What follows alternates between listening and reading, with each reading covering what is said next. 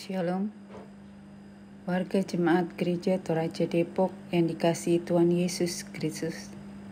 Selamat pagi, selamat berjumpa dalam Sapaan Pagi, edisi Rabu 2 November 2022.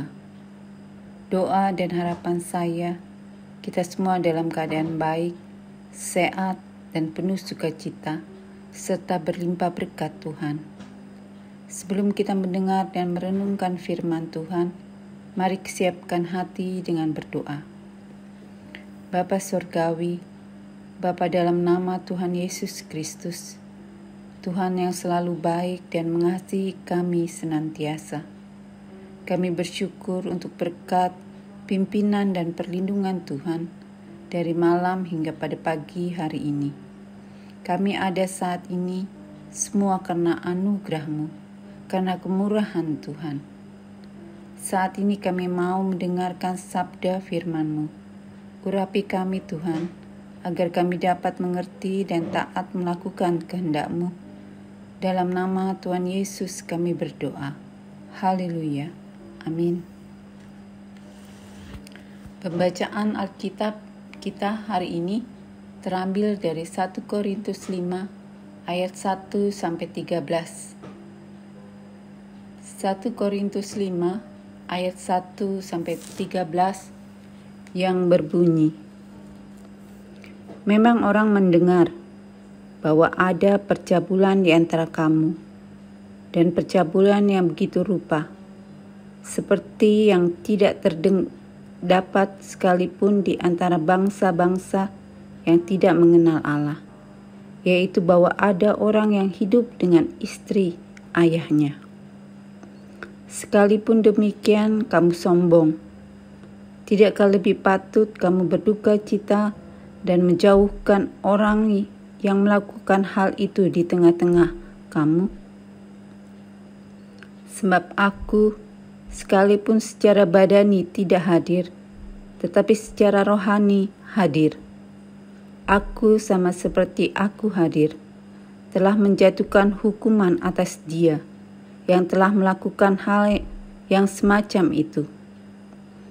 Bila mana kita berkumpul dalam roh, kamu bersama-sama dengan aku, dengan kuasa Yesus, Tuhan kita, orang itu harus kita serahkan dalam nama Tuhan Yesus kepada iblis, sehingga binasa tubuhnya, agar rohnya diselamatkan pada hari Tuhan. Kemegahanmu tidak baik.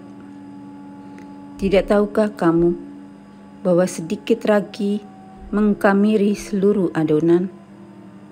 Buanglah ragi yang lama itu, supaya kamu menjadi adonan yang baru. Sebab kamu memang tidak beragi.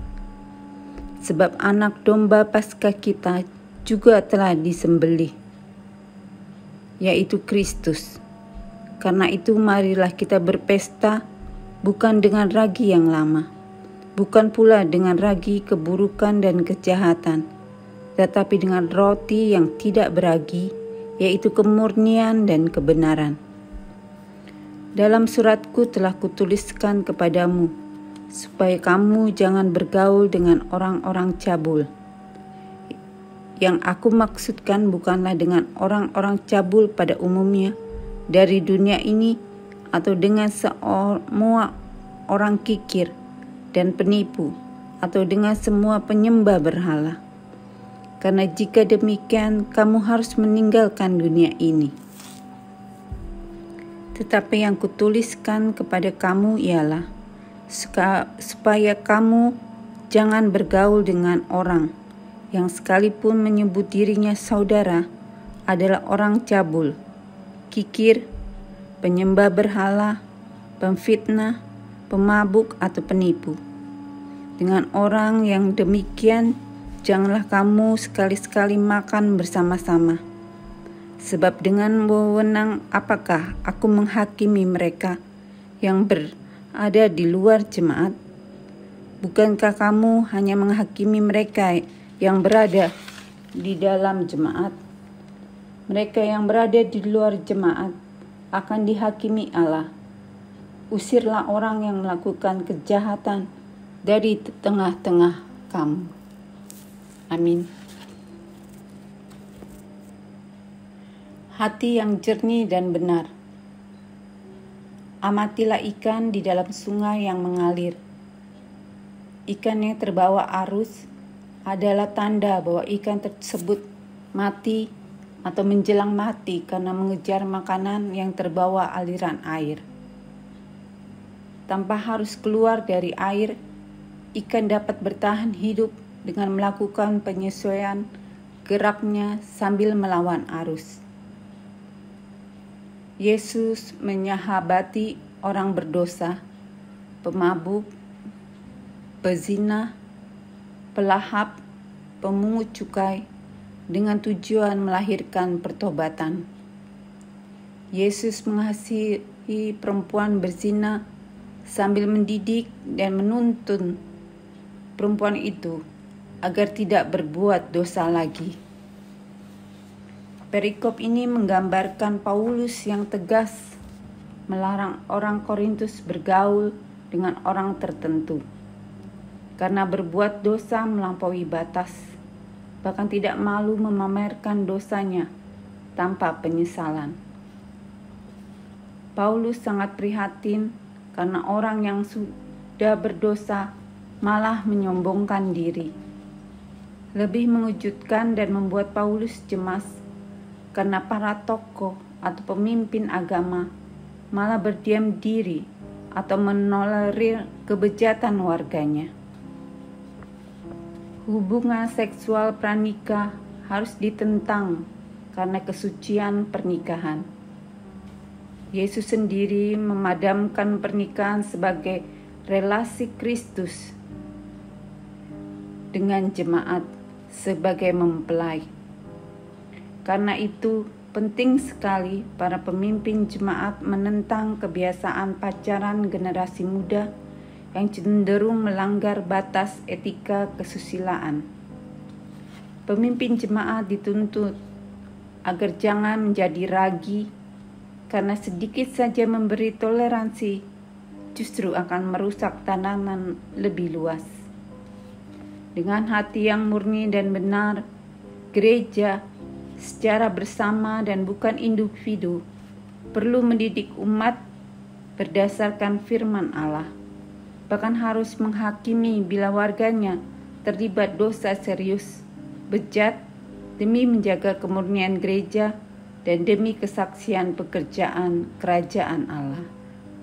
Amin.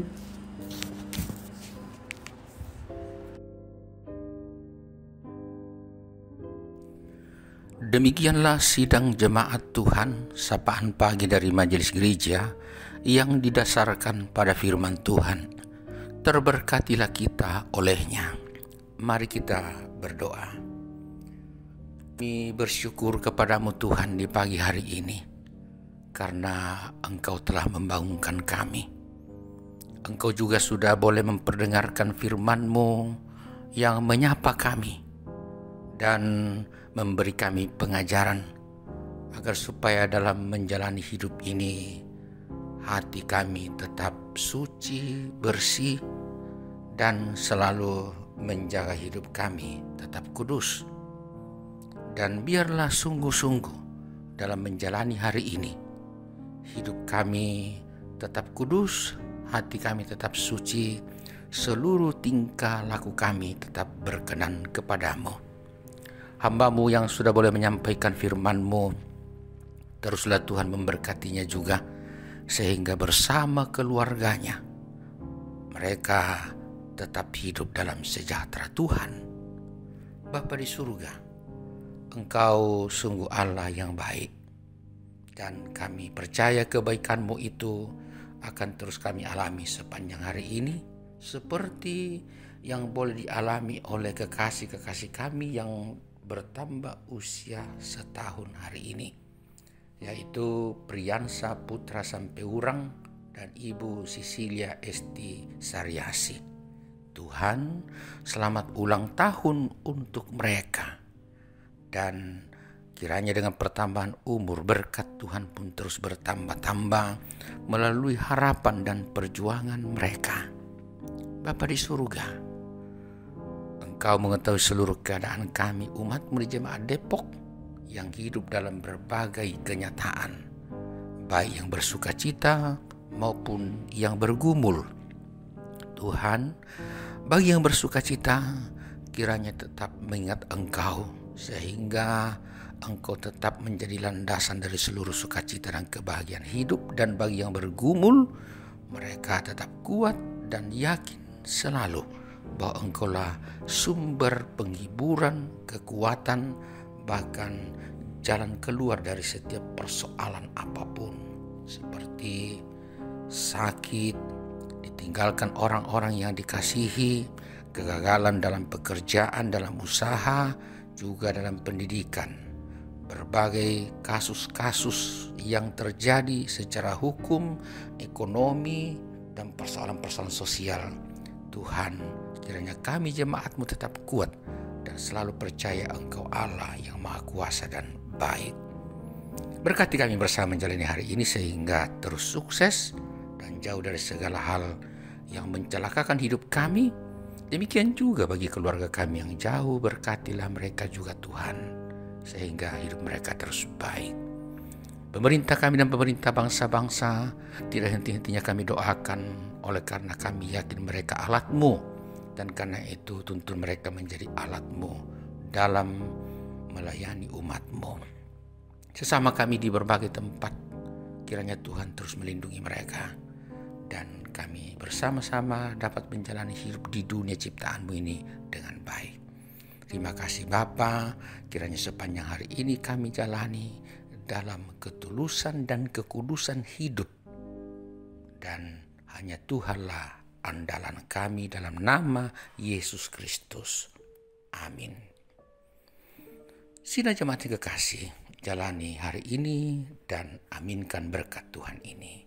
Tuhan memberkati engkau dan melindungi engkau. Tuhan menyinari engkau dengan wajah-Nya dan memberi engkau kasih karunia. Tuhan menghadapkan wajah-Nya kepadamu dan memberi engkau damai sejahtera. Amin. Selamat menjalani hari ini sidang jemaat. Tuhan kiranya selalu menyertai. Selamat.